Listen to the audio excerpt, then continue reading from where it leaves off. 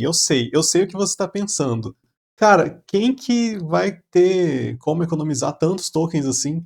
Isso não é possível. E olha só, eu vou te revelar logo qual que é a ideia, e aí vai parecer estúpido. Só que caso você realmente queira saber como isso funciona, vai ter que ficar até o final do vídeo, não é clickbait, tá? Não é manipulação. Vai, chuchu. E cara, a forma de você conseguir economizar tokens ao máximo é não usar inteligência artificial.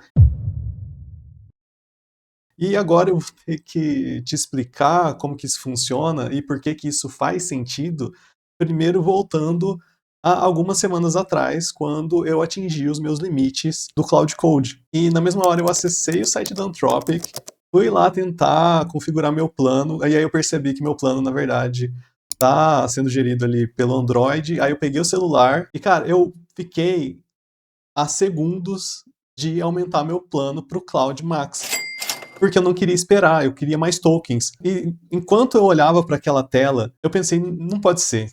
Tem que ter um jeito melhor. E tem. E eu vou compartilhar agora com você aqui em três partes o que eu descobri. A primeira, não fica criando apps à toa. E eu sei, parece muito legal você ir lá e desenvolver uma solução própria para resolver aquele problema que só você tem. Mas não é só você que tem esse problema. A maioria dos problemas que a gente enfrenta na programação e no dia a dia já foram presenciadas milhares de vezes.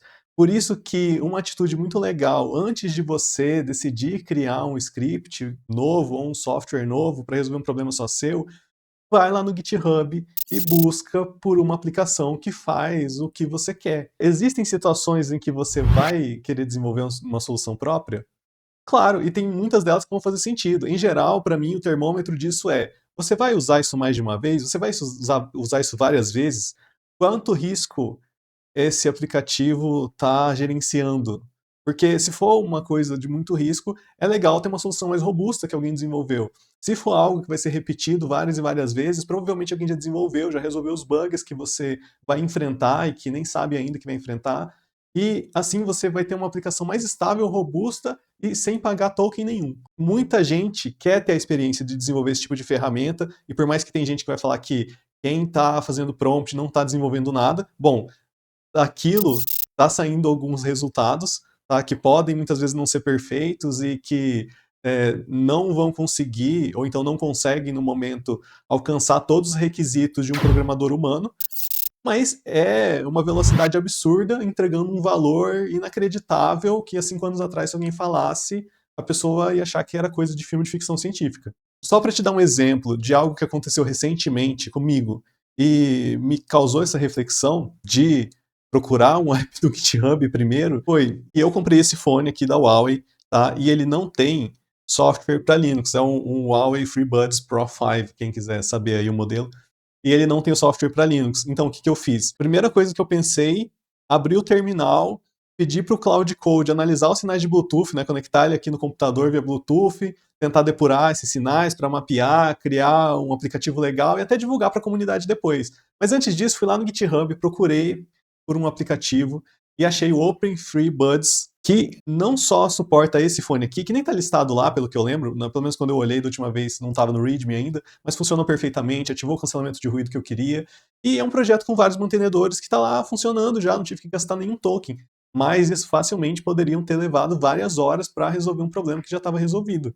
Tá? Então, eu sei que isso parece óbvio, porém é mais uma mudança da forma de enfrentar certos problemas. Falando agora de outra coisa que fazem as pessoas gastar muitos tokens, principalmente, quer dizer, segundo as vozes da minha cabeça, principalmente quem não é programador, quem está usando a IA para desenvolver software através do que o pessoal chama de vibe coding, provavelmente vai enfrentar mais esse problema, que é o uso excessivo de skills.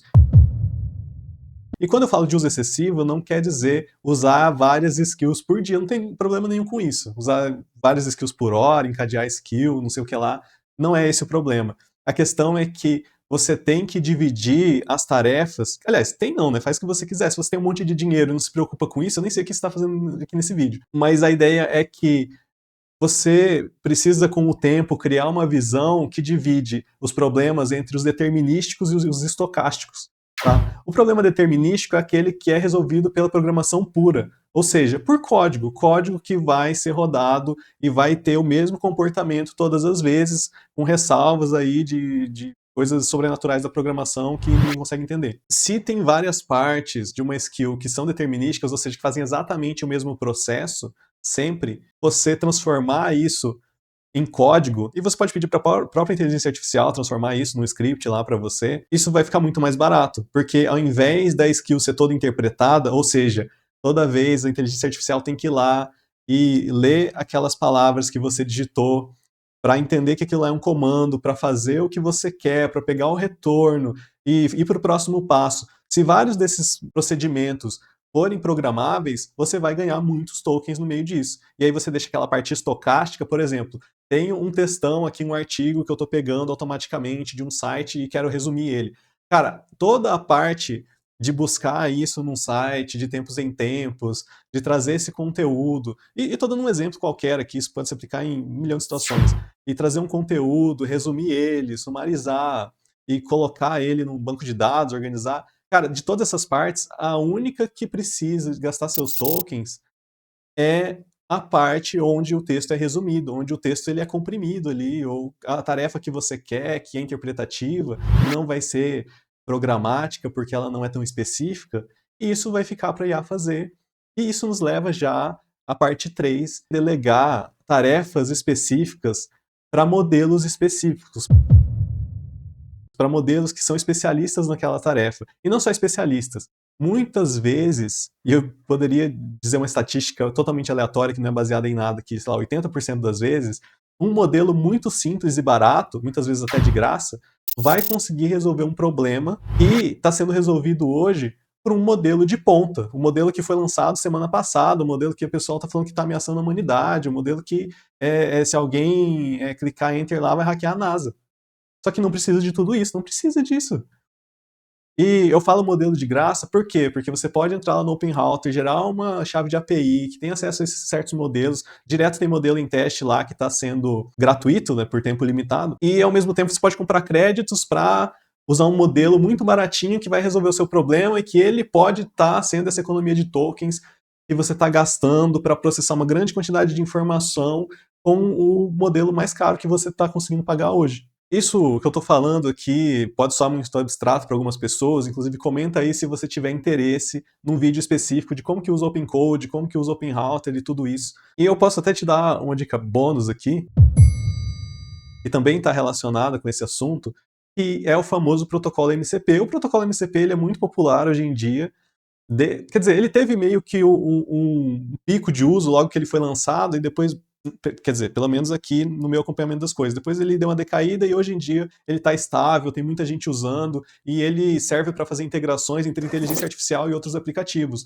Só que essa integração, agora, por baixo dos panos ali, né, o que o MCP faz na prática? O cerne do MCP é o código programado, é o código que vai ser executado de forma determinística. Só que o que acontece então? A diferença é que, ao invés de existir somente as ferramentas como uma função de código que vai ser chamada, elas vêm acompanhadas de um texto descritivo do que aquela ferramenta é, para que ela serve, quais são os parâmetros que ela está esperando e o que ela devolve para a IA conseguir interpretar e usar essa ferramenta ali durante a execução, né, durante os seus prompts. Isso faz com que todo esse texto tenha que ser interpretado, tenha que ser lido, tenha que entrar no contexto que você está usando agora. Logo, muitas vezes uma chamada de MCP que é feita uma vez só, ela até vale a pena. Ela é feita algumas vezes, tranquilo, porque você não teve o trabalho, você está economizando aqui o trabalho de ir lá e transformar isso em código, mesmo que seja pedir um prompt que vai gerar um código. Mas se é algo que você usa várias vezes, você está gastando tokens para realizar essa chamada para você, quando você poderia fazer essa chamada por fora da IA, ou fazer com um comando direto, fazer de forma schedulada, né, de forma agendada. Mas ao invés disso, você chama pela IA e você gasta tokens que poderiam estar sendo direcionados para um propósito que traz mais valor para você. Claro, se você chegou até aqui, curte esse vídeo e você acha interessante que outras pessoas saibam disso, compartilha também, e não deixe de comentar quais assuntos você gostaria que fosse abordado aqui no futuro.